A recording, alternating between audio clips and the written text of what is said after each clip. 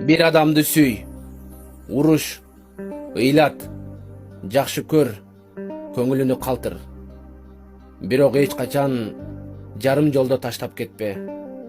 Пайгамбарыбыз Мухаммед саллаллаху вассалам мындай деген экен. Адамга үмүт берип, жарым жолдо таштап кеткен көңүлдүн садакасын бул дүйнө, аркы дүйнө төлөп бүтө албайсың деген экен. Билип койгон жакшы.